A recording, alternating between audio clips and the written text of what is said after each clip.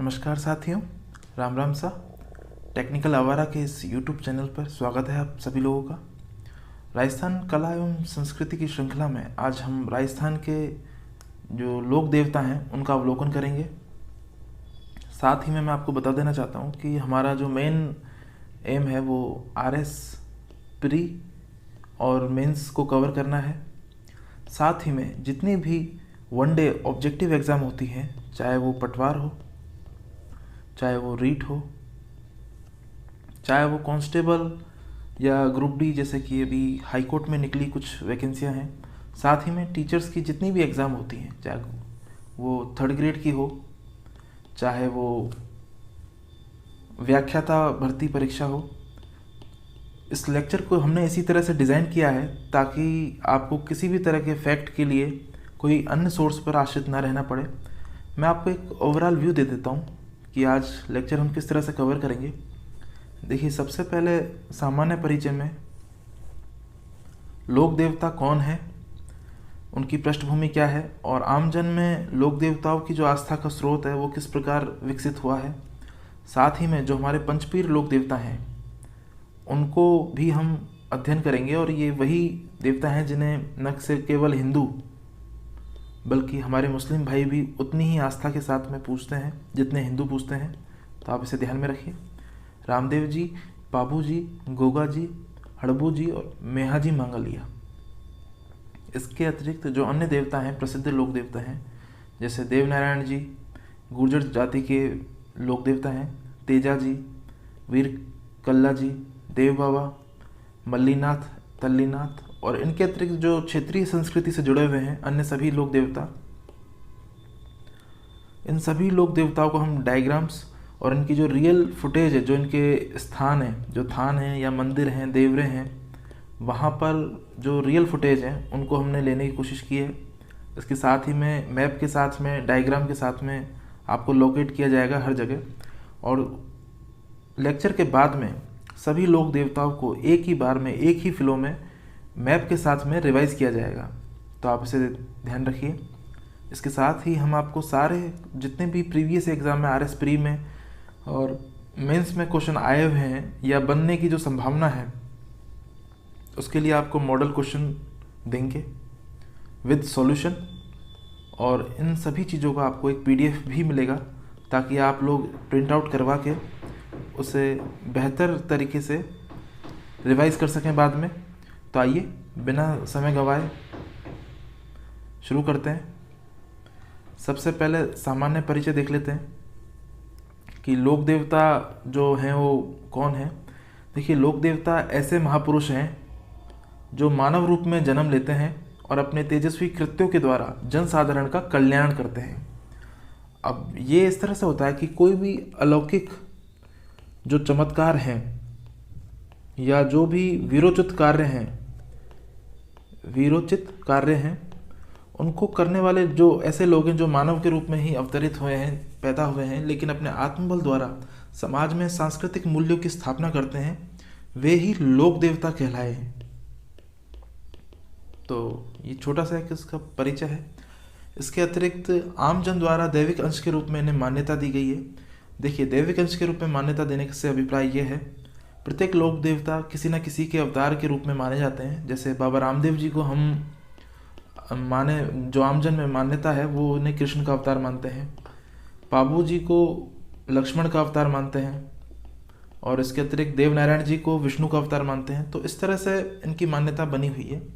उसके अतिरिक्त जो जन्म तिथि है उसको मेले और उत्सव के रूप में मनाए जाने की यहाँ परंपरा है। साथ ही में काफ़ी लोक देवता ऐसे भी हैं जिनकी जन्म तिथि पर पशु मेले आयोजित किए जाते हैं, तो इनका भी अवलोकन करेंगे। इसके साथ ही जीवन की प्रत्येक सफलता और उन्नति, तरक्की होती है व्यक्ति की, तो उसमें वो आशीर्वाद के रूप में लोग देवी देवताओं को श्रेय देते हैं। साथ ही में कोई भी प्राकृतिक आपदा होती है या हारी बीमारी होती है तो उसके लिए एक श्राप के रूप में वो देवी देवताओं का कोप माना जाता है। आज भी ये जो धारणा है ये देहात में और ग्रामीण जो पृष्ठभूमि के लोग हैं उससे समझते होंगे। तो ग्रामीण इलाकों में आज भी इस तरह की मान्यता मानी जाती है। इसके बाद में देखते हैं सांस्कृतिक मूल्यों की स्थापना। देखिए, सांस्कृतिक मूल्यों की स्थापना का मतलब ये है कि सभी लोग ही, जो लोक देवता हैं, उन्होंने अपने वीरोचित कार्य किए हैं और आत्मबल से समाज में अपने मूल्यों की स्थापना की है। और हिंदू धर्म की रक्षार्थ सभी लोक देवताओं ने जनहित हेतु अपने प्राण न्यौछावर किए हैं। और कुछ लोक देवताओं ने मूल्यों को स्थापित करने के लिए जीवित समाधि भी ली है। तो ये सांस्कृतिक मूल्यों की स्थापना करते हैं लोक देवता। उसके बाद में जो दूसरा पॉइंट है, सांप्रदायिक सहिष्णुता का संदेश। देखिए, सांप्रदायिक सहिष्णुता को इसलिए माना जाता है क्योंकि हमारे देश में कभी कभी आप ऐसा भी सुनने को आता है कि किसी की फ्रिज में क्या रखा है, इसी बात को लेकर के खून खराबा मर्डर हो जाता है। यदि किसी एक ही सामाजिक मंच पर दोनों संप्रदाय, हिंदू और मुस्लिम भाई दोनों संप्रदाय मिलकर एक ही देवता की अगर आराधना और पूजा करें, तो ये एक उन्हें सांप्रदायिक सौहार्द में भी पिरोने का कार्य करता है। तो आप इसे ध्यान में रखिए, ये बहुत मुख्य तत्व है। और ये पृष्ठभूमि मैं आपको इसलिए बता रहा हूँ क्योंकि मेंस में अगर कोई प्रश्न आ जाता है कि राजस्थान के लोक देवताओं का राजस्थान की लोक संस्कृति में कितना बड़ा योगदान है, तो लोक संस्कृति में योगदान के लिए ये जो पूरा पेज है, आप इसे स्क्रीनशॉट ले लें और लिख लें, नोट्स बनाते चलें। मेरे तो आपसे यही सुझाव है, ये बहुत ही कारगर होगा। आज से पहले प्रश्न आए हुए हैं इस तरह से मेंस में, तो उसमें ऐसी ही चीज़ें लिखी जाती हैं। चलिए अपन चलते हैं आगे। हारी बीमारी में एकमात्र उपाय। देखिए, ग्रामीण इलाकों में आज भी संसाधनों की कमी होती है। कोई भी व्यक्ति, चाहे वो सर्पदंश से पीड़ित हो या पशु बीमार पड़ जाते हैं, तो उन्हें देवी देवताओं के पास में लेके ही जाया जाता है। साथ ही में जीवन में नई स्फूर्ति का विकास इस तरह से है कि एक निश्चित दिनचर्या में जीने के बाद में आदमी कुछ निरस्ता महसूस करता है जीवन में, तो इनके उत्सव और मेलों में और मनौती मांगने पर पूरी हो जाती है। तो वहाँ पर जाने में और श्रद्धा से उनकी पूजा करने में एक अलग ही आनंद का अनुभव होता है। तो ये इस बारे में विशिष्ट है। अब इन सारी चीज़ों के फलीभूत होने के बाद में जो प्राचीन हिंदू सनातन संस्कृति है, उसका संरक्षण भी हो रहा है एक तरह से, अगर आप देखा जाए, क्योंकि लोग मन्नत मांगते हैं और अपनी मनौती होने के बाद में देवता के पास चल करके जाते हैं और अपनी वहाँ पर पूजा अर्चना करते हैं और दान धर्म करते हैं। तो ये हिंदू जो सनातन संस्कृति है, उसका एक बहुत बड़ा संरक्षण का भी एक स्रोत माना जाता है। चलिए पहले पंचपीर जो लोक देवता हैं उनका अध्ययन करें। बाबा रामदेव हैं, रामदेव जी सबसे पहले, और इनके बारे में देख लेते हैं। देखिए, रामदेव जी का जन्म 1405 ईस्वी में हुआ और ये भाद्रपद शुक्ल द्वितीया को इनका जन्म माना जाता है। लगभग आप अगस्त के महीने में मान के चलिए, जो हिंदू मासिक धर्म है उसके हिसाब से। साथ ही में इस जन्म तिथि को बाबेरी बीज के नाम से भी जाना जाता है। देखिए, ये एक गुजराती शब्द है और जो आप देख रहे हैं कि ये बीज का मतलब होता है दूज, जैसे कि यहाँ पर द्वितीया लिखा हुआ है इसी तरह से। और आप एक बात और ध्यान रखिए कि इस तिथि को अवतार तिथि के रूप में माना जाता है। अगर ऑब्जेक्टिव एग्जाम में ये प्रश्न पूछा जाए कि अवतार तिथि के रूप में किस लोक देवता को माना जाता है, तो आप बाबा रामदेव को टिक करेंगे। इनका जन्म बाड़मेर की शिव तहसील उंडू कासेसर गांव में हुआ था, जिसे उंडू गांव कहा जाता है। चलिए मैप में एक बार इसे अच्छे से देख लें। देखिए, उंडू गांव की जो स्थिति है, शिव तहसील की स्थिति है बाड़मेर में, ये उत्तरी बाड़मेर में है, इस जगह पर जहाँ पे मैं आपको पॉइंट कर रहा हूँ। और ये उंडू गांव है। ये बाबा रामदेव का जो जन्म स्थान है उसके रूप में से माना जाता है। बाकी चीज़ों को आगे देखेंगे। चलिए कुछ और चीज़ें देख लें। बाबा रामदेव जी को अवतार माना जाता है भगवान श्री कृष्ण का। अगर ऑप्शन में विष्णु भी है तो आप कृष्ण को ही टिक लगाएंगे, श्री कृष्ण जी को ही। अगर ऑप्शन में श्री कृष्ण नहीं है तो आप विष्णु को टिक लगाएंगे। इन दोनों विकल्पों में से अभी तक तो इसे ही पूछा गया है। और बाबा रामदेव को वंशज माना जाता है अर्जुन का। अब इन दोनों में आपको कंफ्यूज नहीं होना। देखिए, होता क्या है कि पढ़ाई को साइंटिफिक तरीके से किया जाए तो हमें कभी भी डबल माइंड होने की ज़रूरत नहीं है एग्जाम में, और हम हर क्वेश्चन को सही करेंगे। देखिए, इस तरह से कि अवतार होते हैं वो सिर्फ भगवानों के होते हैं, आप इस बात को ध्यान रखिए। वंशज तो किसी भी जाति धर्म से संबंधित हो सकते हैं, जैसे कि अर्जुन है वो महाभारत के नायक हैं और इन्हें माना जाता है कि जो ये कुंती पुत्र हैं, द्रोण शिष्य हैं, इस तरह से इनकी मान्यता है। तो आप इन्हें ध्यान में रखिए, महाभारत के नायक हैं। आगे देख लेते हैं। बाबा रामदेव का जो अन्य नाम है उनके बारे में अवलोकन कर लेते हैं। रामसा पीर के रूप में इन्हें जाना जाता है। रामसा पीर जो हमारे मुस्लिम भाई हैं वो इन्हें उतनी ही श्रद्धा के रूप में पूजते हैं, इसलिए इन्हें पीर के देवता का माना जाता है, पीर का देवता माना जाता है। बाबा रामदेव, जैसे कि मैं आपसे हमेशा भी इनका जो प्रसंग जो मैं आपको बता रहा हूँ पूरा बाबा रामदेव कह के इन्हें संबोधित कर रहा हूँ, तो बाबा रामदेव भी इन्हें कहा जाता है, रामदेव जी को। साथ ही साथ में रुणेचारा धणी, देखिए रुणेचा जैसलमेर में एक छोटा सा गांव है, धणी है, और धणी का मतलब होता है मालिक। जो भी समाज का प्रतिष्ठित व्यक्ति है किसी स्थान पर उसे धणी कहा जाता है। इसके अतिरिक्त इनके पिता का नाम अजमाल जी है, माता मेणादे है, और इन्हें अजमाल जीरा कंवरा के नाम से भी जाना जाता है, अजमाल जीरा कंवरा। और गुजरात में अगर आप जाएंगे तो वहाँ पर इसी नाम से इनके गीत गाए जाते हैं, तो आप इसे ध्यान रखिए। साथ ही में आपको इनका जो विवाह है वो नेतलदे से हुआ था, जो अमरकोट के राजा दलय सिंह की पुत्री थी। आप इसे ध्यान रखिए, दलय सिंह की पुत्री थी। और ये अमरकोट है, ये वर्तमान में कहाँ पर है? ये वर्तमान में पाकिस्तान में है, और उसका प्राचीन नाम अमराना हुआ करता था। और इनके गुरु योगी बालीनाथ थे, जिनकी समाधि मसूरिया पहाड़ी पर है, और ये इसी तिथि को दिन ली गई थी, भाद्रपद शुक्ल द्वितीया के दिन। जो इनकी जन्म तिथि है उसी को इन्होंने ध्यान में रख के समाधि ली थी, और ये जोधपुर में है। यहाँ पर भी बाबा रामदेव का एक मंदिर है, आप इसे ध्यान में रखिए। कुछ एक मूलभूत बातें और हैं जिन्हें हम अच्छे से डिस्कस कर लेते हैं। देखिए, बाबा रामदेव जब अपने गांव में थे, उंडू गांव में थे, तो वहाँ पर उन्हें किसी ने बताया कि एक पास में ही सातलमेर एक गांव है, जहाँ पर भैरव नामक राक्षस का बड़ा आतंक है, और प्रत्येक अमावस्या को आकर वो आम जन की बलि लेता है। तो बाबा रामदेव वहाँ पर जाते हैं, और महज 11 वर्ष की बहुत छोटी सी उम्र में भैरव का वध कर देते हैं, और सातलमेर की जगह पोकरण को बसाते हैं। आपको बता दूँ, सातलमेर वही है जिसे सातल देव ने बसाया था। सातल देव जो राव जोधा के पुत्र थे। देखिए, जानकारी को अगर आप कनेक्ट करते हुए चलेंगे तो आपकी नॉलेज इतनी स्ट्रांग हो जाएगी कि पढ़ना नहीं, आप पढ़ाना भी सीख जाएंगे। तो मेरा आपसे यही निवेदन है कि छोटी छोटी बातों को आप लिखते चलें। राव जोधा के बारे में मैं आपको बता दूं कि 1459 में इन्होंने जोधपुर की स्थापना की थी। मारवाड़ के बहुत ही प्रतापी शासक हुए हैं। चलते हैं अपन अपने विषय की ओर। पोकरण इन्होंने बसाया था। और फिर एक ऐसी भाटों के ग्रंथ में एक ऐसी मान्यता है कि जो बाबा रामदेव की बहन थी एक सुगुनाबाई, तो सुगुनाबाई का विवाह जब एक बीकानेर के जो एक जमींदार थे विजय सिंह, उनके साथ हुआ, तो विजय सिंह के साथ विवाह होते वक्त इन्होंने इतना ज़्यादा विलाप किया, मतलब विदाई में इन्होंने इतना विलाप किया कि बाबा रामदेव ने द्रवित होकर इनको कहा कि जाओ बहन, तुम भी क्या याद रखोगी, तुम्हें मतलब हम दहेज में प्रदान करते हैं, ये पोकरण दहेज में देते हैं। तो इस तरह से इन्हें फिर पोकरण छोड़ना पड़ा, क्योंकि जो भाई होता है वो बहन के घर का पानी भी नहीं पीता, तो ससुराल में कैसे रह सकता है। तो ऐसे ये भाटों के ग्रंथ में आती है, इसका कोई पुख्ता सबूत तो नहीं मिला, लेकिन ये भाटों के ग्रंथ में इस तरह का एक वृतांत है जो मैंने आपको बता दिया। ये सब बातें इस तरह की लेमन टर्म्स में लिखी गई बातें जिन्हें आप कहानी के रूप में समझ के याद रखेंगे। और मुख्य बात जो नोट्स में लिखी हुई है मैं आपको बता दूंगा, जो आपको एग्जाम में भी वही इम्प्लाई करनी है। तो देखिए, पोकरण से ये आकर रोनेचा में आते हैं, जो लगभग 30 किलोमीटर दूर है, पोकरण के आगे जैसलमेर में ही।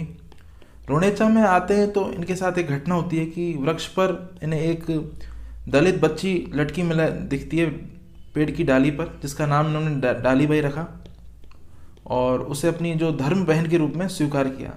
डाली बाई मेघवाल जाति की थी, अछूत। उस वक्त जो वहाँ पे सांप्रदायिक तत्व बहुत ज़्यादा विद्यमान थे, तो बाबा रामदेव ने इन्हें एक दर्जा देने के लिए वहाँ पर कामड़िया पंथ की स्थापना की। कामड़िया पंथ की स्थापना से लोगों को, जो मेघवाल जाति के लोग थे, उन्हें एक विशेष स्थान मिला समाज में, और बाबा रामदेव के सानिध्य में उन्होंने अपना स्वाभिमान पूरा उनको मिला। तो बाबा रामदेव जी के बारे में मुख्य बात यही है। और ये कामड़िया जाति के जो इनमें मेघवाल भक्त थे, देखिए मेघवाल भक्त जो बाबा रामदेव के हैं, ये इन्हें रिखिया कहा गया। तो छोटी छोटी फैक्ट है, आप इसे ध्यान में रखिए। बाबा रामदेव के जो मेघवाल भक्त थे उन्हें रिखिया कहा गया। साथ ही में जो रुणिचा है, ये एक प्रमुख इनके मंदिर और केंद्र के रूप में स्थापित हो गया। तो इसे आप ध्यान में रखिए, रुणिचा इनके प्रमुख स्थान और मंदिर के रूप में स्थापित हो गया। और यहीं पर बाबा रामदेव का एक बहुत ही प्रमुख मेला लगता है, जो भाद्रपद शुक्ल द्वितीया से लेकर के और एकादशी तक होता है। और इस बीच में जो कांवड़िया पंथ की महिलाएं हैं वे 13 ताली नृत्य का आयोजन करती हैं और अपने शरीर पर मंजीरे बांध देती हैं 13 की संख्या में। देखिए 13 ताली नाम इसलिए पड़ा है क्योंकि महिलाएं इस नृत्य को बैठकर करती हैं और जिन मुद्राओं में करती हैं उनकी संख्या 13 होती है, इसलिए इसका नाम 13 ताली पड़ा है। जो आपको नेट पर अगर आप सर्च करेंगे तो आपको ये मिल जाएगा। तो इनके बारे में यही बातें हैं और बाकी चीज़ इनके नोट्स में अब चल के एक बार देख लेते हैं। देखिए बाबा रामदेव ने 11 वर्ष की अल्पायु में सातलमेर जाकर भैरव राक्षस का वध किया और पोखरण को बसाया। उसके बाद मैंने आपको सुगनाबाई की इनकी बहन की कहानी बताई थी, तो आप उसे रिलेट कर लीजिए। वो आपको कहीं पे भी लिखनी नहीं है क्योंकि वो लेमन टर्म्स में कही गई बातें हैं ताकि आपको कहानी समझ में आए। कांवड़िया पंथ का आरंभ बाबा रामदेव जी ने ही किया, जिसका उद्देश्य मेघवाल जाति को छुआछूत और भेदभाव से संरक्षण देना था। बाबा रामदेव जी का जो मेला है भाद्रपद शुक्ल द्वितीया से एकादशी तक लगता है रुणीचा में ही, और इसी बीच में 13 ताली नृत्य किया जाता है कांवड़िया पंथ की जो महिलाएं होती हैं, जैसे मैंने आपको बताया। और जैसे कि मुस्लिम जन भी यहाँ बड़ी संख्या में आते हैं, तो ये एक सांप्रदायिक सौहार्द का भी एक प्रतीक है और इसीलिए बाबा को पीर के देवता के रूप में पूजा जाता है। और मेघवाल भक्त हैं इनके, वो रिखिया कहलाते हैं, ये मैंने आपको बता दिया। रामदेव जी को चढ़ावे में घोड़े के कपड़े के बने हुए घोड़े चढ़ाए जाते हैं और इनका जो वाहन था वो भी लीला ही था, जो एक घोड़ा हुआ करता था इनके साथ, तो आप इन्हें ध्यान रखिए। और जो ये कपड़े के घोड़े चढ़ाए जाते हैं इन्हें घोड़ला बोलते हैं। बाबा रामदेव की फड़ का वाचन कांवड़िया जाति के लोगों के द्वारा, कांवड़िया पंथ के लोगों के द्वारा किया जाता है और इसमें प्रमुख वाद्य यंत्र रावण हत्था होता है। रावण हत्था के बारे में मैंने आपको सब कुछ बताया, ये तत्वाद्य यंत्र है, जब वाद्य यंत्र पढ़ाया था, तो आप इसे और अच्छे से देखिए।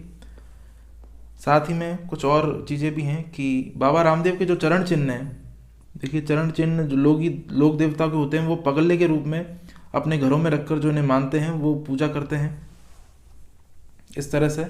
तो इस छोटी सी जानकारी को आप ध्यान में रखिए। जितने भी संत हुए हैं उनमें बाबा रामदेव एकमात्र ऐसे संत हैं जो कवि भी थे और उनका प्रसिद्ध ग्रंथ 24 वाणियाँ है। देखिए 24 वाणियाँ ग्रंथ की ये विशेषता है कि 24 वाणी ग्रंथ जो है वो सांप्रदायिक सद्भाव पर आधारित है और रुणेचा में जो भी उस वक्त की जो सांप्रदायिक तत्व विद्यमान थे उनके ऊपर इसे बनाया गया है, तो ये सांप्रदायिक सद्भाव के ऊपर आधारित है। तो इसके बाद में जो रात्रि जागरण होते हैं बाबा रामदेव के, उन्हें जम्मा कहा जाता है, उन्हें जम्मा कहते हैं रात्रि जागरण को। तो आप ये छोटी छोटी जानकारियाँ जिन्हें आप ध्यान रखिए। बाबा रामदेव के मंदिर हैं वो देवरा कहलाते हैं और जहाँ पर 5 रंगों की ध्वजा पहनाई जाती है जिसे नेजा कहते हैं। देखिए मिसर मैं आपको बता ही देता हूँ इमेज में। देखिए ये है, ये जो 5 रंगों की ध्वजा है और एक सफ़ेद ध्वजा है, यहाँ पर 2 ध्वजाएं होती हैं, 2 तरह की आपको ध्वजा दिखाई दे जाएंगी। और राजस्थान के तो आपको हर ज़िले में, अगर हर क्षेत्र में अगर आप जाओगे तो इनके जो यात्री हैं वो आपको हाईवे पे चलते हुए आसानी से दिखाई दे जाएंगे। तो ये जितने भी पैदल यात्री हैं ये लोग जातरू कहलाते हैं, इसे आप ध्यान रखिए। ये सभी पैदल यात्री जो इनके आते हैं श्रद्धालु वो जातरू कहलाते हैं। इसके अतिरिक्त रुणीचा में जो बाबा रामदेव का जो प्रमुख स्थान है वह यह है, जैसे कि आप देख सकते हैं इमेज में बाबा रामदेव, तो इसे आप ध्यान में रखिए। और जो बची हुई बातें उन्हें देख लेते हैं एक बार कि बाबा रामदेव के जो मंदिर हैं वो देवरे कहलाते हैं। देखिए, और जो इनका सबसे बड़ा मंदिर है वो रामदेवरा कहलाता है जो रुणीचा में ही है और सबसे ज़्यादा आस्था इसी स्थान की है। इनके अन्य मंदिर भी हैं जिन्हें देख लेते हैं 1 बाय 1 करके। मसूरिया पहाड़ी जोधपुर में जहाँ इनके गुरु बालीनाथ जी की समाधि है, वहाँ पर भी इनका एक मंदिर है। इसके अतिरिक्त बिराटिया पाली में भी इनका एक मंदिर है। देखिए बिराटिया को काफ़ी जगह अजमेर में भी लिखा गया है जो गलत है, आप इसे ना माने, इसे पाली में ही माने।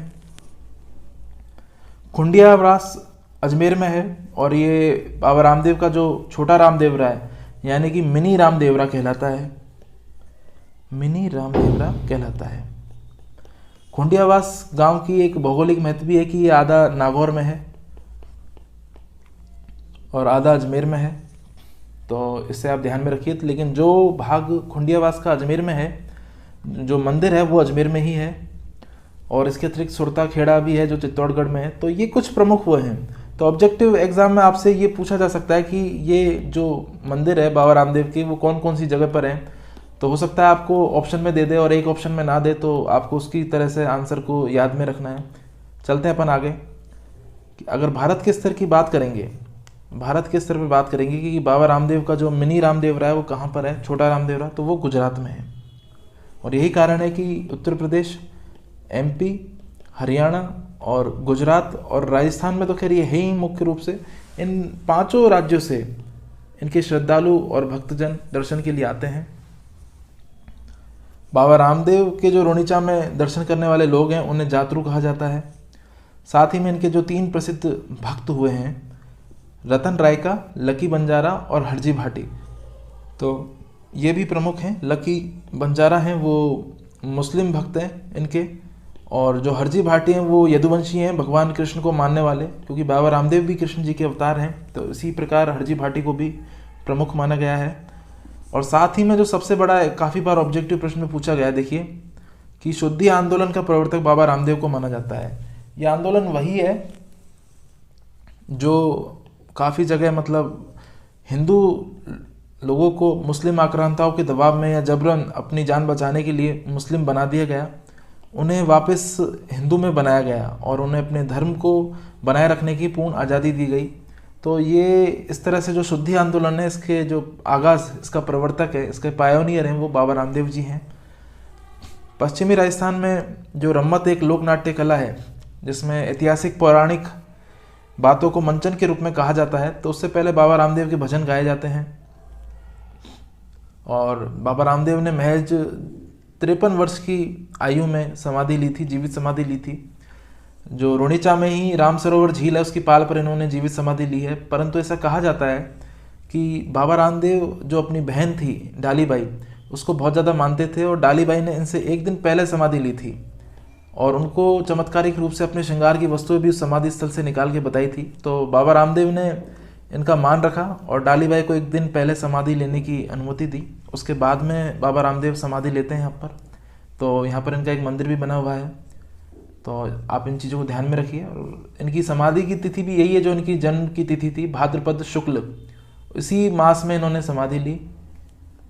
तो 53 वर्ष की जो अल्प आयु में बाबा रामदेव ने जो ऐतिहासिक और चमत्कारिक कृत्य किए थे, उन्हीं के कारण ये आज लोक देवता में प्रतिष्ठित हुए हैं। और सबसे प्रमुख और सबसे ज़्यादा भक्त जहाँ पर आते हैं वो यही हैं, बाबा रामदेव।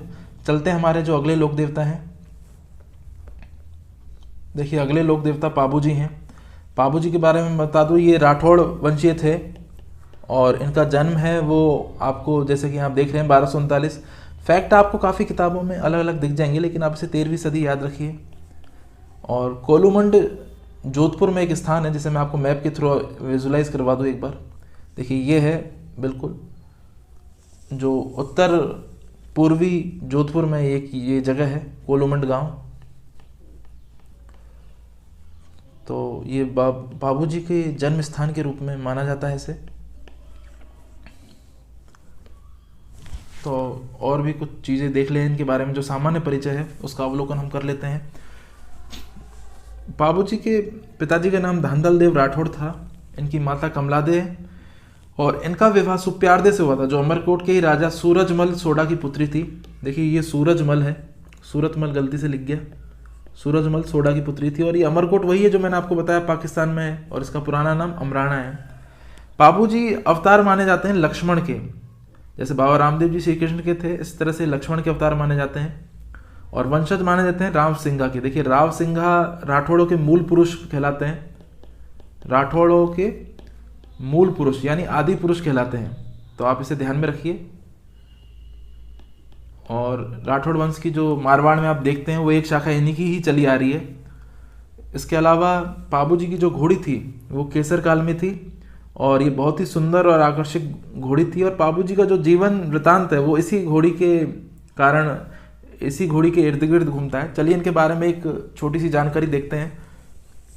देखिए कोलूमंड गांव में बाबू जी जन्मे और ये शुरू से ही बहुत ही चमत्कारिक और दिव्य पुरुष रहे हैं।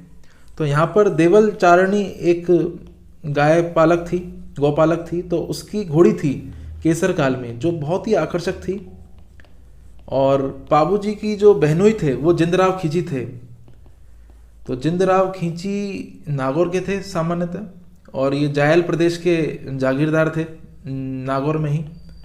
तो इनके बारे में ऐसा कहा जाता है कि एक बार ये केसर काल में घोड़ी पर बहुत ज़्यादा इनको आसक्ति हो जाती है और ये देवल चारणी से मांगते हैं, परंतु देवल चारणी मना कर देती है कि वो इसे नहीं दे सकती। और इस बात को अरसा हो जाता है, लेकिन इनके मन में जो एक गुस्सा है, एक जो प्रतिशोध था वो झलक रहा था कि उसने घोड़ी के लिए मना कर दिया। पाबू जी जब विवाह कर रहे होते हैं अमरकोट में अपनी पत्नी के साथ में, जो अमरकोट के राजा की बेटी थी, तो बीच विवाह में ही उस वक्त जिंदराव खींची आते हैं और देवल चारणी की गायें चुरा कर ले जाते हैं। और के जो ये देवल चारणी ये रोते बिलखते इनके पास में आती हैं, पाबू जी के पास में, और इनसे निवेदन करती हैं कि आप शादी मत कीजिए और पहले मेरी जो गायें हैं उन्हें छुड़वाइए। तो पाबू जी उसी वक्त अपनी घोड़ी केसर काल में बैठकर इनसे युद्ध करते हैं और युद्ध करते हुए वीर गति को प्राप्त होते हैं। देखिए ये बहुत ही बड़ी बात है कि सिर्फ गायों के लिए एक जो प्रमुख लोक देवता हैं उन्होंने अपनी जान दे दी। और ये जिस जगह पे वीर गति को प्राप्त होते हैं वो देचू गांव है जो जोधपुर में है, तो आप इसे ध्यान में रखिए। वैसे सामान्यतः आपसे ये चीज़ शायद ना पूछे वो, क्योंकि केसर काल में घोड़ी थी देवल चारणी की और इनके बहनोई थे जिंदराव खींची, और बीच शादी में से पाबू जी को उठकर जाना पड़ा इनकी गायों की रक्षा के लिए। तो वहाँ पर इनकी जो है वीर गति को प्राप्त हो जाते हैं। इसके अतिरिक्त बाद में जो पाबू जी फिर यहाँ पर आप देखिए इनके बारे में पूरी जानकारी लिखी हुई है कि देवल चारणी की गायें जिंदराव खींची से छुड़ाने हेतु युद्ध किया और देचू गांव में वीर गति को प्राप्त हुए। यहीं इनकी समाधि है, जो इनके बारे में मुख्य बात यही है। इसके अतिरिक्त जो पाबू जी का मंदिर है, वहाँ पर मंदिर में पाबू जी का मैं आपको बता देता हूँ उसके बारे में। जो इनकी प्रतिमा है वो अश्वारोही है, घोड़े पे सवार है, और वो जो इनकी मूर्ति है, जो इनकी प्रतिमा है वो बाईं ओर यानी इस ओर झुकी हुई है। और यहाँ पर मेला भी भरता है चैत्र अमावस्या लगभग मार्च के महीने में, जो हिंदू मासिक धर्म के अनुसार है। तो मार्च के महीने में यहाँ पर एक मेला भी भरता है। और जो इनका यही इसका जो मुख्य केंद्र माना जाता है। इनका अन्य मंदिर भी है जो आहड़ उदयपुर में है, जैसे कि मैंने आपको बताया यहाँ पे, तो इसे आप ध्यान में रखिए। पाबू जी का मुख्य स्थान कोलूमंड में ही है, अश्वारोही प्रतिमा है, और यहाँ पर मेला चैत्र अमावस्या को भरता है। देखिए इनके भी भक्त हुए हैं हरमल, चांदा, डेरा, जो युद्ध में इनके साथ ही वीर गति को प्राप्त हुए थे। साथ ही पाबू जी को राजस्थान में ऊँट लाने का श्रेय दिया जाता है, और इनकी जो पालक जाति है रायका या रेबारी, दोनों एक ही नाम है। तो ये रायका जो रेबारी है ये पाबू जी को अपना आराध्य देव मानते हैं। नायक जाति के लोग भी पाबू जी को अपना आराध्य मानते हैं।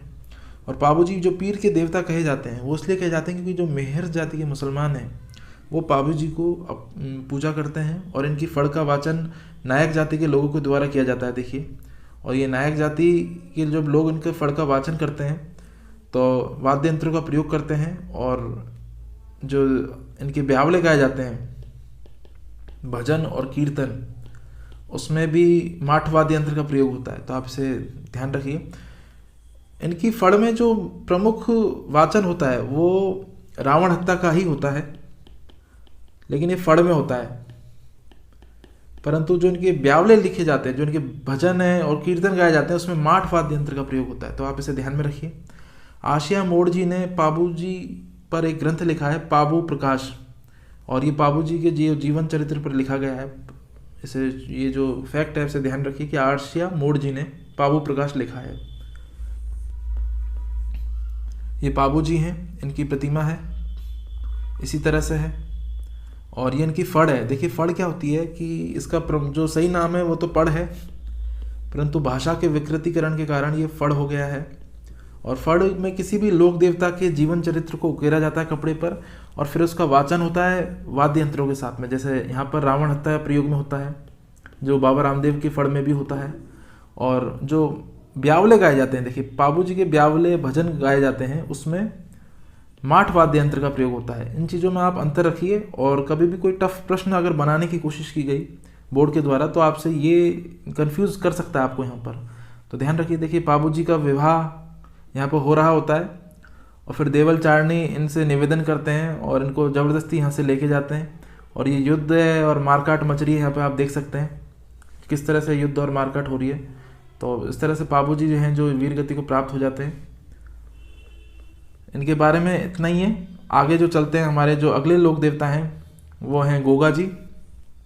गोगा जी चौहान वंशीय लोक देवता थे और इनके बारे में जो सामान्य परिचय देख लेते हैं कि गोगा जी का जो जन्म है वो 10वीं सदी में माना जाता है और ये ददरेवा चूरू में है। इनके पिता जेवर सिंह चौहान थे, माता बाछल देवी थी, पत्नी कमलादे। जो पाबू जी का जो स्थान था कोलूमंड जोधपुर, वहीं इनका ससुराल था और इनके गुरु गोरखनाथ हैं। गो से आप इसे ध्यान में रख सकते हैं, गो से गोगा और गो से गोरखनाथ, तो आप ये इसके फैक्ट के रूप में याद रख सकते हैं। इनके बारे में कुछ एक चीज़ देख लेते हैं कि पाबू जी जब विवाह करके अपनी पत्नी को घर पे ला रहे थे तो घर में घुसने से पहले इन्हें एक सर्प ने काट लिया था। तो पाबू जी गुस्से में आ जाते हैं और अपनी पत्नी का जो अंतिम संस्कार नहीं करते और कसम खाते हैं कि जितने भी सर्प हैं क्षेत्र के उन्हें अग्नि कुंड में ये डालेंगे और मार देंगे उन सबको। और ऐसा करने लग गए तो फिर नाग देवता स्वयं प्रकट होते हैं और इनकी पत्नी को भी जीवन दान देते हैं और साथ में पाबू जी को सांपों के लोक देवता का आशीर्वाद देते हैं। तो ऐसा माना जाता है। देखिए पाबू जी के मैं आपको मैप में बता देता हूँ कि जो जन्म स्थान है ददरेवा चूरू में वो यहाँ पर है।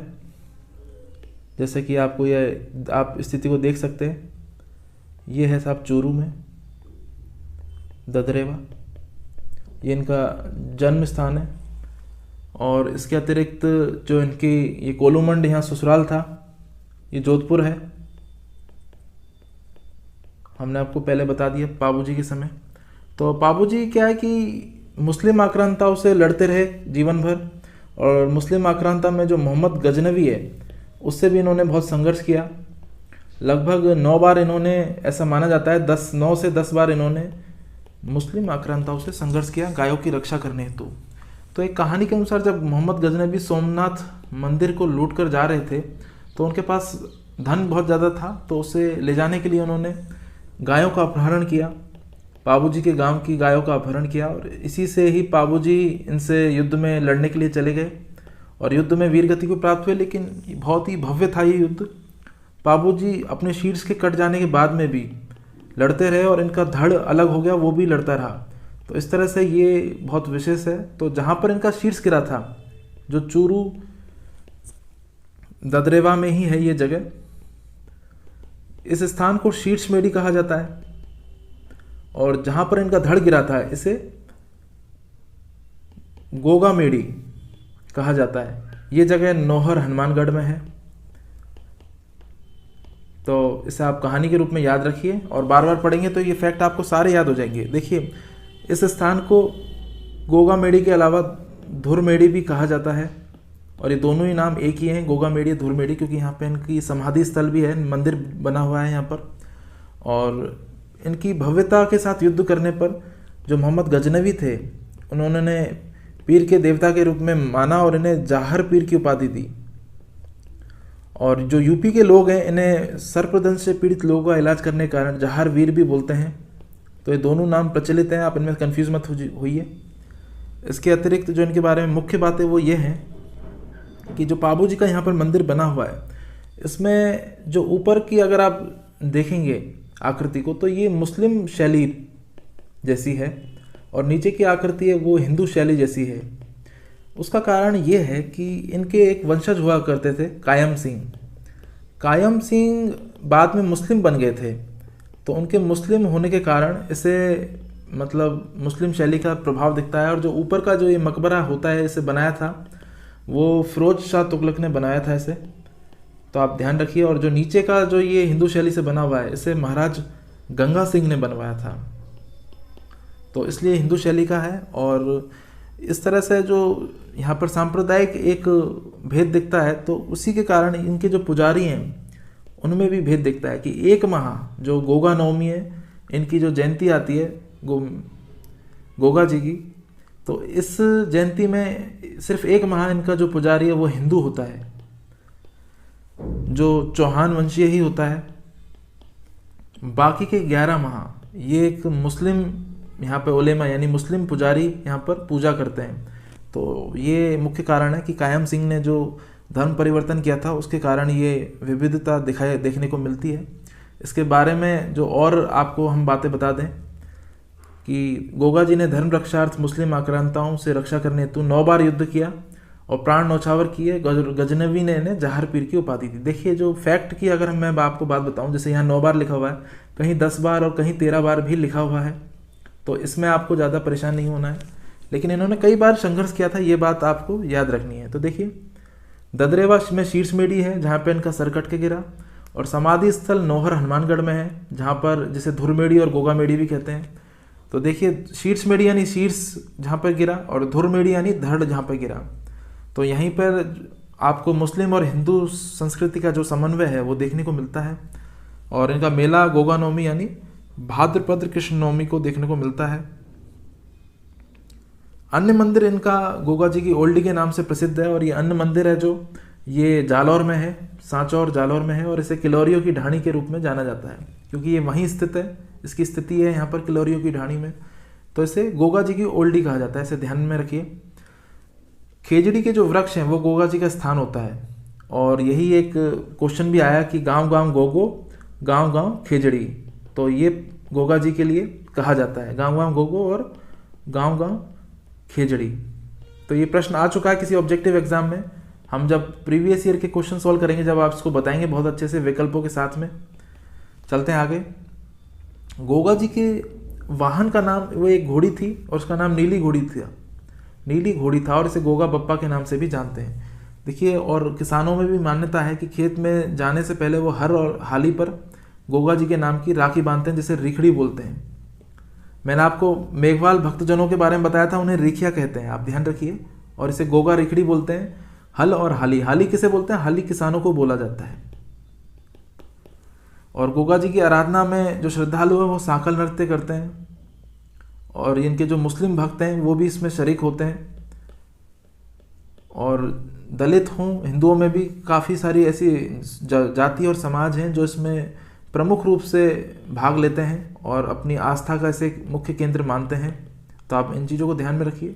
और इससे ज़्यादा विशेष बात, गोगा जी जहारवीर और जहारपीर दोनों नाम प्रचलित हैं। देखिए इनके, ये जहारवीर है और ये गोगा पीर है, क्योंकि पीर इसलिए बोला जाता है क्योंकि मुस्लिम लोगों के लिए भी उतने ही पूजनीय हैं। तो इस तरह से आप इन्हें ध्यान में रखिए।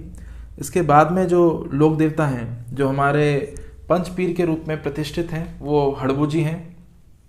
हड़बू जी के बारे में मैं आपको एक सामान्य परिचय दे दूं कि हड़बू जी सांखला थे, सांखला इनका गोत्र था, और इनके पुजारी भी इसी गोत्र के ही होते हैं। तो आप इसे ध्यान में रखिए।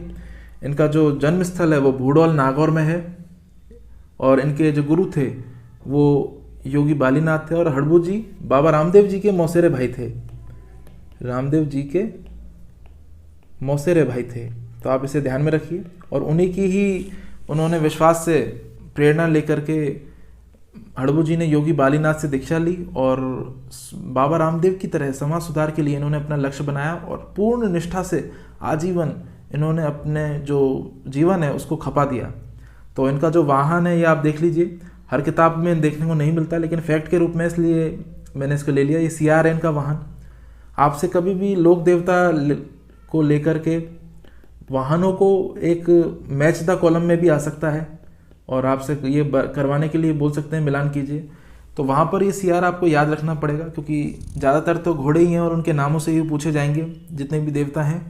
तो आप उन्हें उसी तरह से ध्यान रखिए। हड़बू जी की मुख्य बात यह है कि पहले तो मैं आपको इनकी मैप में लोकेशन बता देता हूँ। देखिए भूडौल नागौर में है, और हड़बू जी को मुख्य स्थान यही माना जाता है। तो आप इसे ध्यान में रखिए। बाबा रामदेव के मौसेरे भाई थे, और इन्होंने भी जो 8 दिन इन्होंने जीवित समाधि ली थी बाबा रामदेव के बाद में ही। और ये जो जगह है वो बेंगठी जोधपुर में है, और इनके समाधि स्थल पर एक मंदिर है जहाँ पर एक बैलगाड़ी की पूजा होती है। देखिए बैलगाड़ी की पूजा होना एक विशेष है। किसी भी मंदिर में सिर्फ एक बैलगाड़ी रखी हुई है और उसकी पूजा होती है, वो इसलिए होती है क्योंकि ये इनके लिए, गायों के लिए, जो पंगु गायें थी, जो विकलांग गायें थी, उनके लिए हरा चारा और घास लेके आते थे बैलगाड़ी पर। तो इसीलिए इनके जो मान्यता है वो गायों के देवता के रूप में ही है।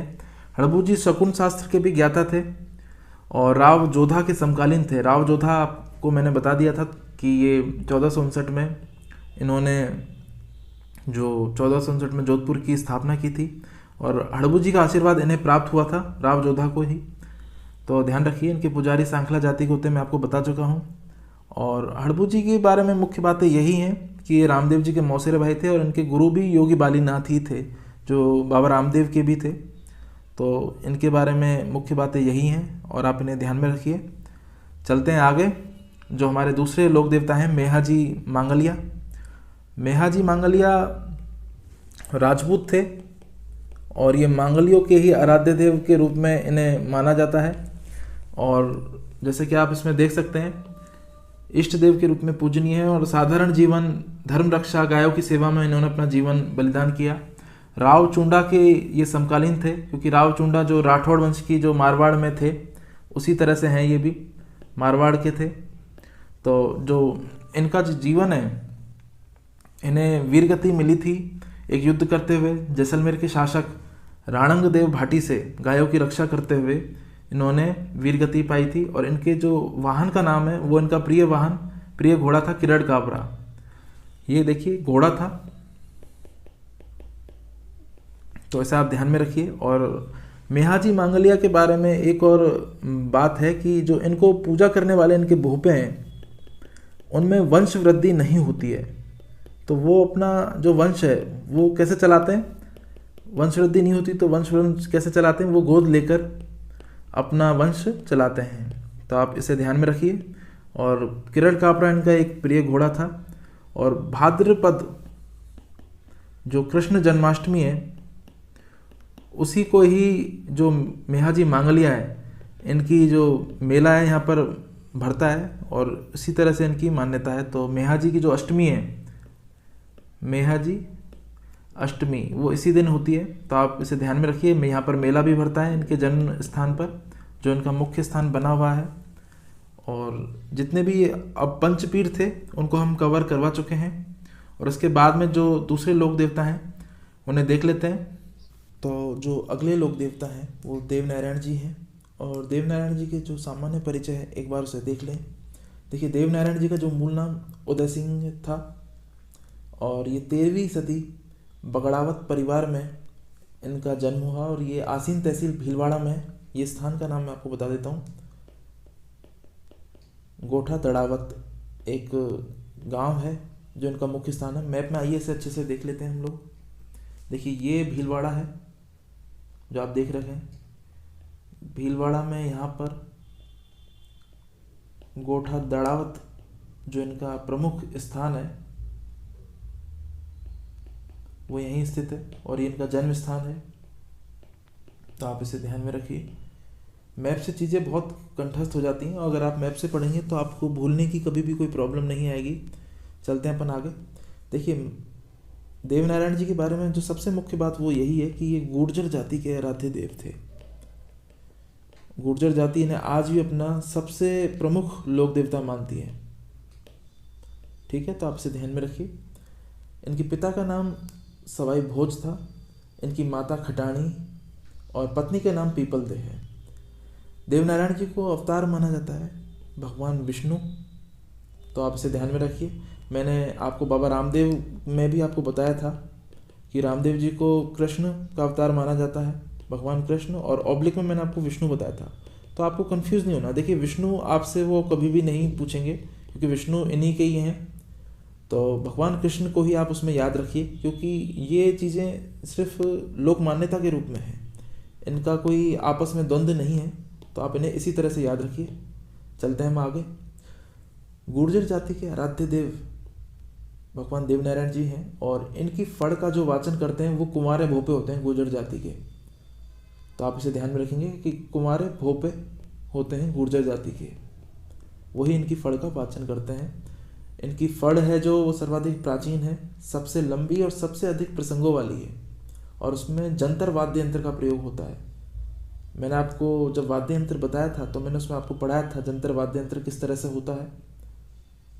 इस तरह से होता है, और यहाँ पर घुंडियाँ लगी होती हैं, तार लगे होते हैं ऊपर, और बीच में रखकर गर्दन में फंसाकर इसे बजाया जाता है।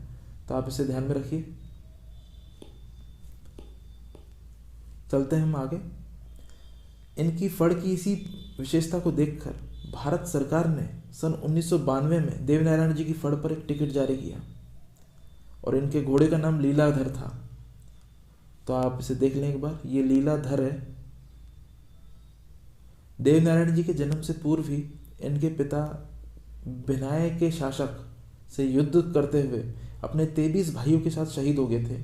भिनाय देखिए अजमेर में है और ये काफ़ी प्रसिद्ध जगह है। भिनाय को लेकर के राजस्थान में और भी काफ़ी सारी चीज़ें हैं। जो सबसे पहले सहकारिता आंदोलन था उसका आगाज़ भिनाय अजमेर से ही हुआ था 1904 में।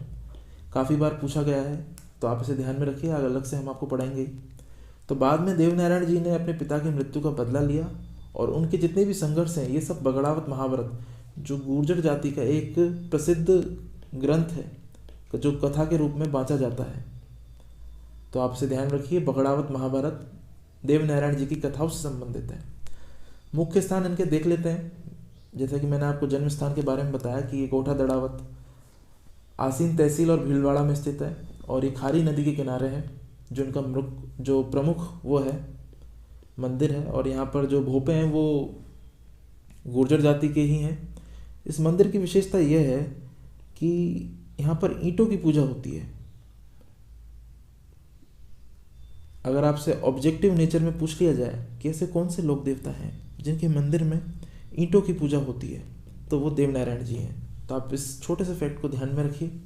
साथ ही में जहाँ पर इनकी मृत्यु हुई थी वो स्थान देवमाली ब्यावर में है और यहीं इनकी समाधि बनी हुई है। इसके अतिरिक्त देवडूंगरी चित्तौड़गढ़ में भी इनका स्थान है और देवधाम जोधपुरी यानी नेवाई टोंक में भी इनका स्थान है। इनका मेला भरता है और इनकी समाधि के वहाँ पर भी इनका मेला लगता है, जो भाद्रपद शुक्ल छठ और सप्तमी को आयोजित होता है। तो आप इन्हें ध्यान रखेंगे। इनके जो स्थान है उस पर एक नज़र डाल लें, जो देवमाली ब्यावर में है अजमेर में। देखिए ये है पहाड़ों के बीच में प्राकृतिक सौंदर्य में बसा हुआ, ये ब्यावर में है अजमेर। ये इस स्थान का नाम देवधाम है। देखिए यहाँ पे लिखा हुआ है देवमाली देवधाम, और इस तरह से आप इसे देख सकते हैं। इनके बारे में इतना ही है। चलते हैं अपन अगले लोक देवता तेजा जी। तो तेजा जी का जो सामान्य परिचय है पहले हम उसे ही देख लेते हैं। इसमें मुख्य बात ये है कि तेजा जी जाट वंशीय एक नाग देवता के रूप में थे। जाट वंशीय नाग देवता के रूप में ये प्रसिद्ध हुए थे और इनका जन्म खड़नाल नागौर में हुआ था, जैसे कि आप देख सकते हैं। यहीं इनका मंदिर भी है क्योंकि प्रमुख स्थान इसी को ही माना गया है। इनके जन्म की तिथि 1073 ईस्वी है, जो सर्वमान्य है, परंतु आप इसे 11वीं सदी में लिख सकते हैं ताकि फैक्ट में आपको उलझने की जरूरत ना पड़े। इनकी माता राम कुंवरी थी और पिताजी ताहड़ जी धौलिया थे। पिताजी का नाम अन्य नाम भी बताया गया है कहीं जगह, क्योंकि दोनों ही इन्हीं के नाम थे। बख्शा राम जी धौलिया, ये भी इन्हीं का ही नाम था।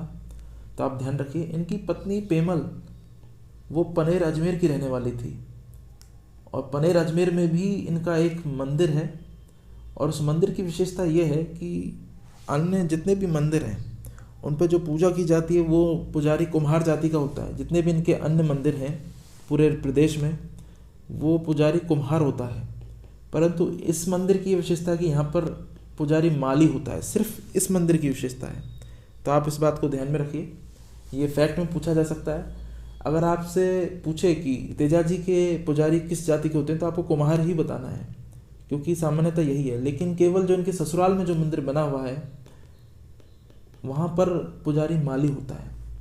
इनके कुछ और अन्य उपनाम भी हैं जो इनके आत्मबल द्वारा जो वीरोचित कार्य किए गए थे उनके आधार पर रखे गए हैं, जैसे कि काला और बाला के लोक देवता। देखिए तेजा जी को एक दैवीय योजना के अनुसार एक सर्प ने डसा था और उसी से ही उनकी मृत्यु हुई थी। तो इसलिए उन्हें ये वरदान भी था कि उनके नाम से जो सर्पदंश से पीड़ित व्यक्ति आएंगे उनको उनके स्थान पर उससे इलाज मिलेगा, उपचार किया जाएगा। और बाला जो है एक राजस्थान में एक बहुत पुराना रोग था। वर्तमान में भारत सरकार ने इसे पूर्णतः रोग मुक्त बना दिया है कि अब बाला के कोई भी मरीज यहाँ पर नहीं है। ये एक त्वचा का इन्फेक्शन है जो प्रदूषित जल के कारण होता है। साथ ही में तेजा जी को कृषि के उपकारक देवता के रूप में भी जाना जाता है और बुवाई से पहले, बीजों की बुवाई से पहले इनके भजन गाए जाते हैं। आपको याद हो तो गोगा जी पढ़ाते वक्त मैंने आपको बताया था कि हल और हाली पर किसान राखी बांधता है, जिसे रिखड़ी बोलते हैं, रिखिया रिखड़ी बोलते हैं। तो यहाँ पर बुवाई से पहले जो भजन गाए जाते हैं उन्हें मंगल और शुभ माना गया है।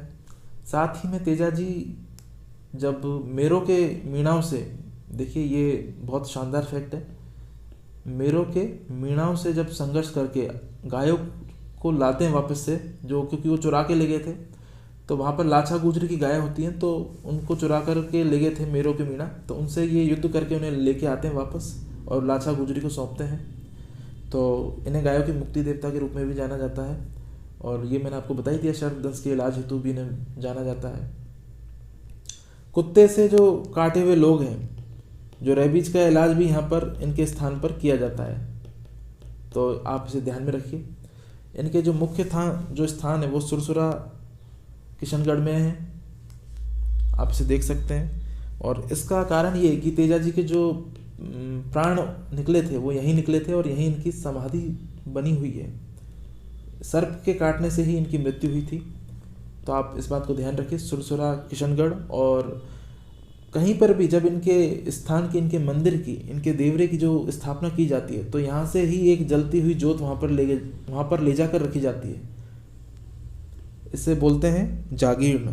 जो तेजा जी की जागीर्ण है वो यहीं से निकाली जाती है। तो आप ध्यान रखिए, जो जागीर्ण किसे कहा जाता है, जागीर्ण इसे कहा जाता है जो जलती हुई जोत को जो लेके जाते हैं नए स्थान पर जहाँ पर इनकी स्थापना होती है।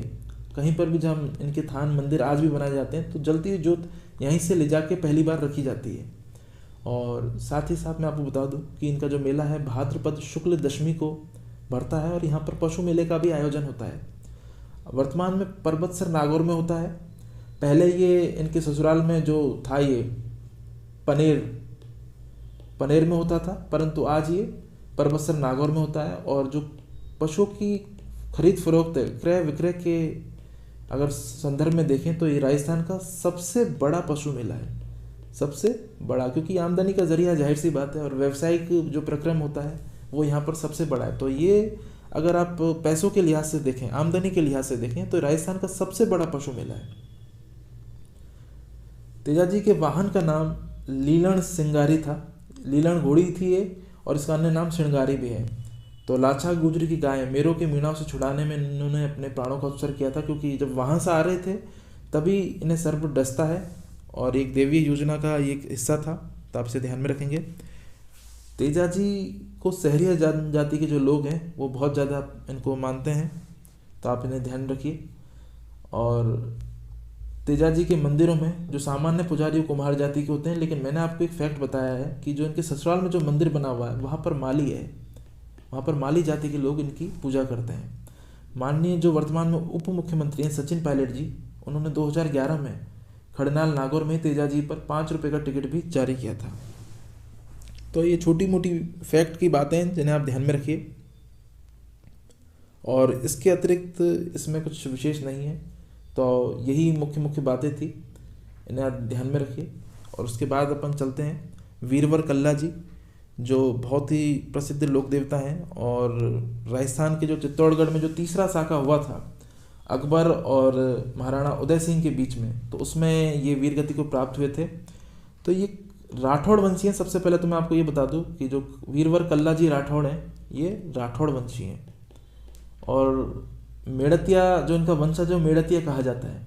देखिए मेड़तिया वही हैं जिन राठौड़ों ने मारवाड़ में अपने वंश की स्थापना की थी, मारवाड़ में, वही उनकी एक शाखा है जो मेड़तिया बन गई। और जयमल मेड़तिया इन्हीं के ही एक प्रतापी शासक हुए हैं, इन्हीं के वंश के। जो इनके चाचा थे जयमल मेड़तिया के ये भतीजे थे कल्ला जी, तो आप इसे ध्यान में रखिए। छोटे छोटे फैक्ट हैं फ्रेंड्स, जब हम राठौड़ वंश पढ़ेंगे तो इन्हें बहुत ही वृहद रूप से कवर करेंगे, लेकिन अभी जो एक मूलभूत जानकारी मैं आपको वो देना चाहूँगा, क्योंकि हम पढ़ लोक देवता रहे। देखिए 16वीं सदी में सामियाना गांव नागौर में इनका जन्म हुआ है, और मीराबाई इनकी भुआ थी। तो आप इन्हें मान सकते हो कि जो उनका समय कौन सा रहा होगा, अकबर के समय मीराबाई भी थी और वीरवर कल्ला जी भी थे, और इनके गुरु थे वो योगी भैरवनाथ थे। इनका मुख्य स्थान है वो रनेला चित्तौड़गढ़ में ही बना हुआ है। इसके अतिरिक्त ये अवतार शेषनाग के माने जाते हैं। ज़्यादातर किताबों में नहीं दिया हुआ है ये शेषनाग। अगर आप कोई भी यूनिवर्सिटी की किताब उठाएंगे तो उसमें आपको आसानी से दिख जाएगा कि इनका अवतार है वो शेषनाग माना जाता है। और जो मान्यता है इनकी, जो यहाँ पर लोग आते हैं वो लोग भूत पिशाच से, जो पैरानॉर्मल परेशानियों से जो ग्रसित होते हैं वो आते हैं और अपने रोगी पशुओं को लेके आते हैं। साथ ही में जो विषैले जंतु हैं जैसे सांप है, गोयरा है, बिच्छू है, इनके काटने से जो त्रस्त व्यक्ति होते हैं वो यहाँ पर आके अपना इलाज पाते हैं। तो आप इन्हें ध्यान में रखिए। मूलभूत जानकारी है, क्योंकि हर देवता का आमजन की एक सहायता करने के रूप में एक नाम जुड़ा हुआ है, तो आप इन्हें ध्यान में रखिए। कल्ला जी की जो मुख्य जो वो है पीठ, वो रनेला चित्तौड़गढ़ में ही है और साके में ही यहाँ पर ये वीरगति को प्राप्त हुए थे। इनके अन्य मंदिर भी हैं जिन पर हम चर्चा करेंगे। तो देखिए, चित्तौड़गढ़ के तीसरे साके में अकबर के विरुद्ध लड़ते हुए वीरगति को प्राप्त हुए थे और युद्ध में 4 हाथ वाले युद्ध लोक देवता के रूप में ये इनकी ख्याति देवता के रूप में प्रसिद्ध हुई थी। क्या है कि ये अपने जो चाचा थे जयमल मेड़तिया, इनको अपने कंधे पर बिठाया करके इन्होंने युद्ध किया था यहाँ पर पे, और इसी साके में इनकी जो है वीरगति को प्राप्त हुए थे। तो युद्ध में ऐसा कहा जाता है कि 4 हाथ वाले लोक देवता के रूप में प्रतीत हुए थे। सब लोगों ने इनके इसी प्रकार से उस वक्त दर्शन किए थे। इनके जो गुरु हैं भैरवनाथ हैं और जो 7 द्वार बने हुए हैं चित्तौड़गढ़ दुर्ग में, उनमें से जिस द्वार पर इनकी वीरगति को प्राप्त होते हैं वो भैरव पोल है और यहाँ पर इनकी एक छतरी भी बनी हुई है। और इनका जो अन्य मंदिर है जो बहुत प्रमुख है जहाँ पर भक्तजन आते हैं वो सांवलिया डूंगरपुर में है। देखिए, सांवलिया चित्तौड़गढ़ में भी है जहाँ विट्ठल दास जी यानी भगवान कृष्ण के एक रूप हैं सेठ सांवलिया जी, उनका मंदिर भी है। और मैं आपको जानकारी दे दूँ कि वर्ष 2016 में इस मंदिर का अधिग्रहण सरकार ने कर लिया है, क्योंकि इसमें चढ़ावा काफ़ी बड़ी मात्रा में आता था, तो उसे राजस्व में वृद्धि करने हेतु सरकार ने इस मंदिर का अधिग्रहण कर लिया है। और इनके मंदिर की जो मुख्य विशेषता वो ये है कि यहाँ पर जो चढ़ावे में जो चढ़ाई जाती हैं चीज़ें, जैसे कि मैं आपको बताऊं कि जो इनका मंदिर है वहाँ पर चढ़ावे में केसर और अफीम चढ़ाई जाती है। तो इस बात का आप ध्यान रखिए। केसर और अफीम जो प्रसाद है, नैवेद्य, उसमें चढ़ाई जाती है। इसलिए इनके मंदिर के बाहर जो दुकान है वहाँ पर आपको ये दोनों चीज़ें आसानी से मिल जाएंगी। और इनके मंदिर में जो मूर्ति है जो सांवलिया डूंगरपुर की मैं आपको बात बता रहा हूँ, तो वहाँ पर मैं लिख भी देता हूँ सांवलिया डूंगरपुर। तो देखिए, वहाँ पर जो मूर्ति है वो काले पत्थर की है, कृष्ण वर्ण की यानी काले पत्थर की मूर्ति है और वहाँ पर केसर और अफीम चढ़ाई जाती है। तो ये मुख्य मुख्य बातें हैं। और भील समुदाय इनको अपना प्रमुख आराध्य मानता है, आप ध्यान में रखिए। तो ये जो केसर और अफीम है इनके लिए आपको कंफ्यूज नहीं होना, क्योंकि जो केसरनाथ जी एक लोक देवता है अन्य, कुंवर केसरनाथ जी, वहाँ पर केसर चढ़ाई जाती है। और काफ़ी लोक देवियाँ भी हैं जहाँ पर जोत में से ही केसर टपकती है, ऐसी मान्यता है और आज भी उनकी इसी तरह से पूजा की जाती है। तो जो मूलभूत बातें कि यहाँ पे केसर और अफीम किस लोक देवता के उसमें चढ़ाई जाती हैं, तो आप ध्यान रखिए, वीरवर कल्ला जी राठौड़ के उसमें चढ़ाई जाती हैं और इनकी मूर्ति काले पत्थर की मूर्ति है। चलते हैं हम हमारे जो नेक्स्ट जो है हमारे देव देवता, ये हैं साहब आपके देव बाबा जी। देव बाबा जी के बारे में जो मुख्य बात है वो क्या है कि देव बाबा जी नंगला जहाज भरतपुर में इनका मुख्य थान है और पशु चिकित्सा का ज्ञान इन्हें इतना ज़्यादा था कि ये आज भी जो ग्वाले हैं, गुजर हैं और जो दूध का पशुपालन करने वाले ग्वाले हैं उनके ये प्रमुख आराध्य हैं।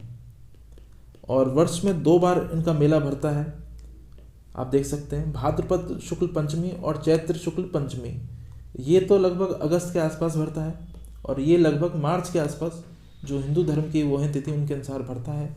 इनके वाहन का नाम भैंसा, इनका वाहन मतलब एक भैंसा था, नाम उसका कुछ भी नहीं है। और जो इनके स्थान होते हैं वो नीम का पेड़ होते हैं। जैसे गोगा जी का स्थान मैंने आपको बताया था खेजड़ी का वृक्ष होता है। तो पशु चिकित्सक का इन्हें अच्छा ज्ञान था और जो रोगी पशु हैं गुजर और ग्वाले, तो वो यहीं पर कष्ट निवारक के रूप में इन्हीं की अपना श्रद्धावान मानते हैं। चलते हैं जो हमारे अगले लोक देवता हैं। अगले लोक देवता मल्लीनाथ जी हैं। मल्लीनाथ जी के बारे में बता दूं कि ये मारवाड़ के शासक हुए थे एक राव सांखला जी। तो राव सांखला जी के ये पुत्र माने जाते हैं और ऐसा कहा गया है कि इनकी जो जन्म है वो किसी महर्षि यानी किसी गुरु महात्मा के आशीर्वाद से ही हुआ था। तो इन्हें आप ध्यान में रखेंगे। ये एक चमत्कारिक पुरुष थे और भविष्य वक्ता के रूप में इन्होंने आमजन की सेवा की थी। ये निर्गुण निराकार भक्ति में आस्था रखते थे, यानी कोई आडंबर या मूर्ति पूजा या कोई भी मतलब प्रक्रिया क्रिया कर्मकांड इनको ये नहीं मानते थे। ये सिर्फ निर्गुण भक्ति को अपना ही सर्वश्रेष्ठ मानते थे। इनका प्रसिद्ध स्थान है वो तिलवाड़ा बाड़मेर में है। प्रसिद्ध स्थान आप ध्यान रखिए, यहाँ पे आपको कंफ्यूज नहीं होना है, क्योंकि तलवाड़ा भी एक जगह है जो बांसवाड़ा में है, लेकिन ये तिलवाड़ा बाड़मेर में है। तो आप इसे ध्यान में रखिए। और यहाँ जो मेला भरता है ये मार्च के महीने में भरता है और 15 दिन तक इस मेले का जो है कार्यक्रम चलता रहता है। चैत्र कृष्ण एकादशी को होता है और साथ में पशु मेला भी आयोजित किया जाता है। और जो ये पशु मेला है मल्लीनाथ जी का, ये सबसे प्राचीन पशु मेला है। अगर आपसे पूछ लिया जाए ऑब्जेक्टिव नेचर में कि किस लोक देवता के मेलों में सबसे प्राचीन पशु मेलों का आयोजन किया जाता है, तो ये सबसे प्राचीन पशु मेला है, राजस्थान का सबसे प्राचीन पशु मेला। तो आप इसे ध्यान में रखिए। मैंने आपके सामने यहाँ लिख दिया है और उम्मीद कर रहा हूँ कि आप भी इनको लिखते चल रहे होंगे, क्योंकि ये ऐसी चीज़ें कि बार बार होती नहीं है, एक बार हो जाती हैं और उसके बाद में आप इन्हें नोट्स के रूप में हमेशा अपने पास रख सकते हैं। देखिए इनकी जो तेल निष्कर्षण क्षेत्र है आज वर्तमान में हम देखते हैं मालानी, तो मालानी नाम है वो इन्हीं के नाम पर रखा गया है मल्लीनाथ जी के। और विदेशी आक्रांताओं से इन्होंने आमजन की सुरक्षा की थी, क्योंकि ये एक अच्छे भविष्यवक्ता भी थे। और साथ ही में इनकी रानी रूपा दे उनका मंदिर है वो इनसे लगभग 30 किलोमीटर की दूरी पर एक मालाजाल गांव है, वहाँ पर बना हुआ है। और ऐसा कहा जाता है कि रानी रूपादे के ही परामर्श से, इनकी ही संज्ञा से इन्होंने एक गुरु हुआ करते थे उगम जी भाटी। तो उगम जी भाटी की ये शिष्य बन गए थे और बाद में इन्होंने राजपाट छोड़ दिया था और अपना जो एक होता है संन्यास इन्होंने धारण कर लिया था। तो आप इस बात को ध्यान में रखिए। इनका जो मुख्य स्थान है वो तिलवाड़ा बाड़मेर में है और ये लूणी नदी के किनारे बसा हुआ है। जो ये प्रमुख स्थान है ये लूणी नदी के किनारे बसा हुआ है। एक बार आके हम इन चीज़ों को बहुत अच्छे से कंसाइज कर लें फिर से, ताकि आपको कोई भी शंका ना रहे। देखिए जो ये इनका प्रमुख स्थान है ये लूणी नदी के किनारे बसा हुआ है। तो इन चीज़ों को आप ध्यान रखें। और मैंने आपको बता दिया कि जो इनको पशु मेला है राजस्थान का सबसे प्राचीन पशु मेला है। और आगे चलते हैं जो हमारे अगले लोग देखता हैं तल्लीनाथ जी। देखिए तल्लीनाथ जी भी राठौड़ वंशीय थे। इनका जो मूल नाम था वो गंगादेव राठौड़ था और ये जालौर के प्रसिद्ध देवता हैं। किसी भी व्यक्ति को पशु के बीमार पड़ने पर या कोई भी जहरीला कीड़ा काट लेता है तो उसे डोरा बांधा जाता है। तो ये तल्लीनाथ जी के बारे में प्रमुख बात है। और इनका जो मुख्य स्थान है देवराय मंदिर है वो पंचोटा पंचमुखी पहाड़ी पर है। और ये कहाँ पर है? ये है आप जालौर में। और आसपास के क्षेत्र को ओरण क्षेत्र माना गया। देखिए ओरण क्षेत्र वो होता है कि किसी भी लोक देवता की जहाँ आस्था होती है वहाँ पे पेड़ पौधों को काटा नहीं जाता, तो उसे ओरण क्षेत्र कहा जाता है। यहाँ कोई अधिनियम कोई नियम काम नहीं करते और बिल्कुल मनाही होती है। मैं आपको बता दूं कि भारत का जो सबसे पहला ओरण क्षेत्र है, सबसे पहला ओरण क्षेत्र है वो कहाँ पर है? देखिए ये एग्जाम में पूछा जा सकता है, बहुत प्रासंगिक प्रश्न है ये है साहब चौहटन गांव है बाड़मेर में। तो आप इसे ध्यान में रखिए और इसे बुकमार्क करके अलग से डबल ट्रिपल स्टार लगा के लिख लीजिए, क्योंकि जो प्रश्नों की प्रवृत्ति अगर हम कुछ सालों में देखें तो बढ़ती गई है। और चौहटन बाड़मेर भारत का सबसे पहला ओरण क्षेत्र है। तो इन चीज़ों का आप ध्यान में रखिए। ये मूल नाम इनका गंगादेव राठौड़ था। बाकी जो जानकारी इनके बारे में विशेष नहीं होंगी, फिर भी मैं आपको बता देता हूँ कि इनके पिता थे वो वीरमदेव जी थे और इनका जो जन्म स्थान है वो शेरगढ़ जोधपुर का माना जाता है। जन्म स्थान का माना जाता है शेरगढ़ जोधपुर का माना जाता है। ये जानकारी इसलिए दे रहा हूँ मैं ताकि आप इसे कहानी के रूप में याद रख सकें। इनके गुरु जालंधर नाथ थे जिनका इनके व्यक्तित्व पर विशेष प्रभाव था। इनके गुरु हुआ करते थे जालंधर नाथ जी। बाकी इनके बारे में बहुत प्रासंगिक जानकारियाँ नहीं है। इन छोटी छोटी बातों को आप याद रखिए ताकि एग्ज़ाम में आपको कभी भी कोई परेशानी ना आए। अगले लोक देवता को हम देख लेते हैं। डोंगजी जवाहर जी हमारे अगले लोक देवता हैं, और इन्हें पढ़ाने से पहले मैं आपको एक विशेष बात और बता दूं कि इस बार RS मेंस में जो अभी हुआ था 2018 वाला, 2019 में हुआ था, तो वहाँ पर इसे 2 नंबर के रूप में पूछा गया था, और आपको 15 से 20 शब्दों में यही चीज़ लिखनी थी, और आपको उसके 2 नंबर मिल गए। तो देखिए, बातें ये बताने के पीछे उद्देश्य ये है कि कोई भी चीज़ इतनी विशेष कभी नहीं होती कि एग्ज़ाम में आपसे पूछी जाए और आप उसका जवाब ना दे पाएँ। बहुत ऐसी हाईफाई चीज़ें नहीं पूछी जाती, वहाँ पर बहुत प्रासंगिक चीज़ें ही आपसे पूछी जाएंगी। जैसे कि मैंने आपको बताया कि डोंगजी जवाहर जी ये शेखावटी क्षेत्र के प्रमुख लोक देवता हुए हैं, और इनका जो व्यक्तित्व था वो ये था कि धनी लोगों को लूटकर उनके धन को गरीब और ज़रूरतमंद लोगों में बांट देना। स्वतंत्रता संग्राम में भी इन्होंने हिस्सा लिया था, और विजय सिंह पथिक से पहले ये इन्होंने काफ़ी बढ़ चढ़कर भागीदारी निभाई थी। विजय सिंह पथिक उन्हीं के समय के हैं, लेकिन उनसे पहले के हैं, और एक बार ये जेल में भी पकड़ लिए गए थे डोंगजी जवाहर जी। तो इनके जो साड़ू भाई थे उन्होंने इन्हें छुड़ाया था, और योजना के साथ चाल करके अंग्रेजों की गिरफ्त से बाहर निकाला था। तो आप इन्हें ध्यान में रखिए, ये मूलभूत बातें। इसके अतिरिक्त कुछ और लोक देवता भी हैं। रूपनाथ जी, देखिए रूपनाथ जी के बारे में मुख्य बात यही है कि ये पाबू जी के बड़े भाई थे। पाबू जी के बड़े भाई बूढ़ो जी के पुत्र थे, तो पाबू जी के भी एक तरह से बड़े भाई हो गए। तो आप इन्हें मान सकते हैं कि इन्होंने अपने पिता और चाचा की जो मृत्यु का बदला लिया था वो जिंदराव खिंची को मार कर लिया था। तो ये जो मूलभूत बात है इनके बारे में ध्यान रखिए। इन्हें झरड़ा बाबा भी कहा जाता है। रूपनाथ जी का जो मुख्य स्थान वो कोलूमंड जोधपुर में ही है, और सिंधुबड़ा बीकानेर में भी इनकी समाधि यानी इनका एक थान बना हुआ है।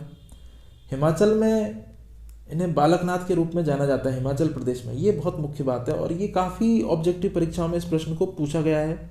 तो आप इन्हें ध्यान रखिए कि पाबू जी के जो बड़े भाई थे बूढ़ो जी, उनके पुत्र थे। तो इस फैक्ट के रूप में आप याद रख लीजिए। और इन्होंने जिंदराव खिंची को मारकर अपने पिता और अपने चाचा यानी पाबू जी की मृत्यु का बदला लिया था। तो ये हैं। और इसके बाद में जो हमारे अन्य लोक देवता हैं वो हैं मामादेव। मामादेव के बारे में मुख्य बात यही है कि इनकी मूर्तियाँ पत्थर की ना होकर के लकड़ी की काष्ठ की बनी होती है। जो राजस्थान के जितने भी लोक देवता हैं उन्हीं में ही एक विशिष्ट लोक देवता हैं जिनकी मूर्तियाँ पत्थर की ना होकर काष्ठ की बनी होती हैं। और मामादेव जी लोक देवताओं में एक ऐसे विशिष्ट लोक देवता हैं जो गांव के बाहर मुख्य सड़क पर इन्हें प्रतिष्ठित किया जाता है। गांव के बाहर मुख्य सड़क, मुख्य मार्ग पर इनको प्रतिष्ठित किया जाता है। तो आप इस बात को ध्यान में रखिए। और अपनी विशिष्ट और एक कलात्मक तोरण के रूप में इनकी मूर्ति होती है। बरसात के देवता माने जाते हैं, और एकमात्र ऐसे लोक देवता हैं जिन्हें प्रसन्न करने हेतु भैंसे की बलि दी जाती है। तो इस तरह से आप इन्हें पढ़िए। और ये नोट्स इतने ज़्यादा टू द पॉइंट बनाए गए हैं कि मैंने जितनी बात आपको साइड में बताई है लिख करके या मुंह से बोल करके, उन्हें आप कहानी के रूप में याद रखिए। अन्यथा जो नोट्स में जो बात लिखी हुई है वो टू द पॉइंट लिखी हुई हैं। अगर आप उनको लिखेंगे एग्ज़ाम में तो आपको जो मार्क्स हैं वो मैक्सिमम मिलेंगे। और जो 2 नंबर वाले प्रश्न हैं उनमें आपको मतलब किसी भी हालत में 1.5 या 2 से कम नहीं मिलेंगे कभी भी। और 5 नंबर में भी आपको मैक्सिमम मार्क्स मिलेंगे जो एग्ज़ाम में आमतौर पर मिलते हैं किसी भी, मतलब अगर आप मानविकीय विषय की बात करें, एक आर्ट्स के सब्जेक्ट की बात करें, तो ये मैक्सिमम मार्क्स होते हैं। चलते हैं अपन आगे, ये बातें तो अपन बाद में भी करते रहेंगे। जो मुख्य बात वो ये है कि भूरिया बाबा हैं, जैसे ये शौर्य के प्रतीक माने जाते हैं। और भूरिया बाबा मीणा जाति के आराध्य देव हैं। इस बारे में आप इसे ध्यान में रखेंगे, मीणा जाति के आराध्य देव कौन है? भूरिया बाबा हैं। और दक्षिणी राजस्थान में जो अरावली पहाड़ी है यानी डूंगरपुर और बांसवाड़ा क्षेत्र में, वहाँ पर इनका प्रमुख स्थान बना हुआ है। और मीणा जाति के लोग इनकी कभी झूठी कसम नहीं खाते।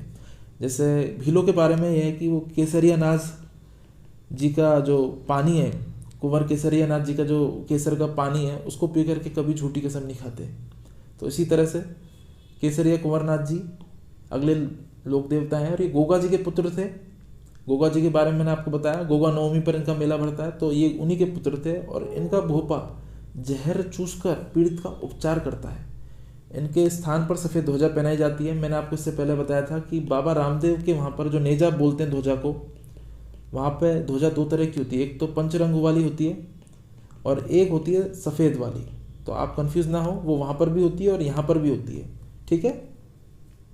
तो इसके जो लोक देवता हैं वो यहाँ पर लगभग पूरे हो गए हैं, लेकिन फिर भी कुछ स्थानीय लोक देवता हैं जो अपनी क्षेत्रीय विशेषताओं को लिए हुए हैं। आइए एक बार उनका सिलसिलेवार अध्ययन कर लेते हैं। जैसे वीर बग्गा जी हैं।